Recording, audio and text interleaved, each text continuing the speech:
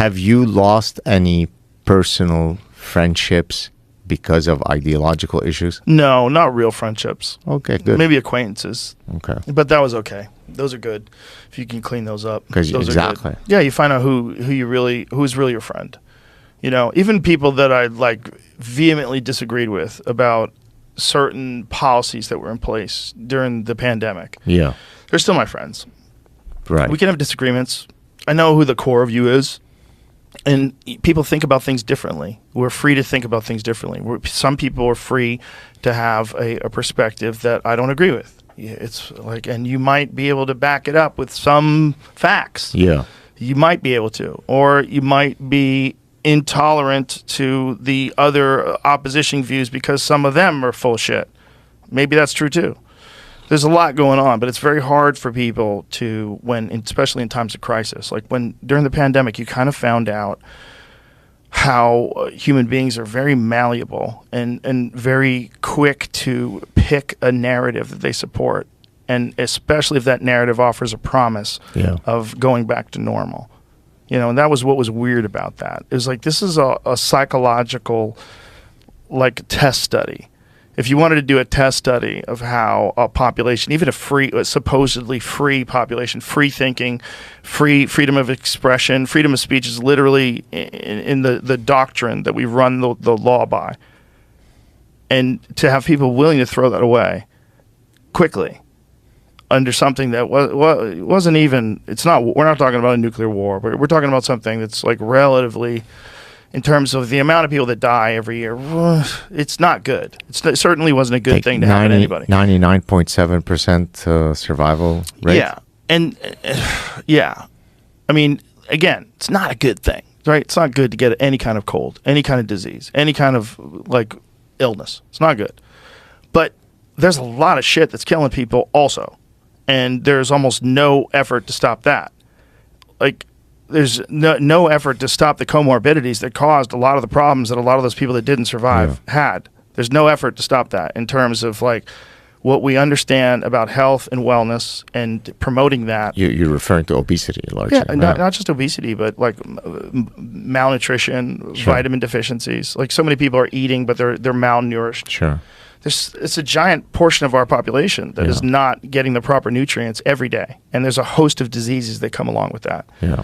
And it's just not being discussed. I mean, it's not like the epidemic that it really is. It's not being discussed like the epidemic that it really is. Do you think that a lot of the governmental policies that were instituted stem from the fog of war during the pandemic, and so it was driven by ignorance, or are you of the view that there is kind of a Dr. Evil, nefarious thing behind this whole thing?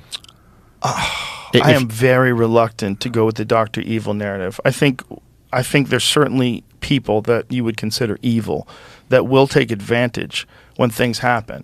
But do I think that like they released the pandemic on purpose? No. There's like pretty clear evidence that people working in the lab got sick.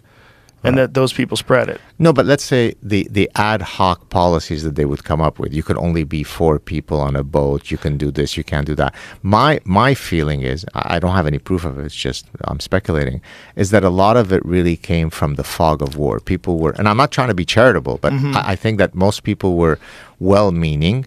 They didn't know what the hell they're talking about. They didn't exhibit any epistemic humility, right? They made it seem as though they knew what they're talking about, but they were trying their best. I don't think there was kind of this grand conspiracy where this is our chance to take over the freedoms that people still, adhere to. I would be more inclined to believe with what you're saying. Yeah, exactly. Yeah. I think it's many factors, and I think when we want to look at like why people did what they did, we try to look at it one way or another. But I think there's many, many things going on. And also, for sure, governments that are really good at crafting laws that allow them to gain power, and they've done that with all the bills that they passed after 9/11, the Patriot Act, the Patriot Act 2, the NDAA, all that crazy shit. Whenever something happens, they find new ways to control, and they do it because it's an opportunity. It's an opportunity to pass laws that people were reluctant to pass before. It happens. Yeah, happens all the time. It's normal That's their job. That's what they do. What they do is they're in control. They're in power. Like, that's the game that they're playing. The game that you're playing is, I want to keep my freedom. Right. And like, we have to figure out a way to like establish like real clear rules to how this game works. Yeah. Because if you could just cheat and lie and then delete things off social media and have a bunch of bots saying a bunch of shit to stir people up, and you're literally funding this. Yeah. Like, who's doing that?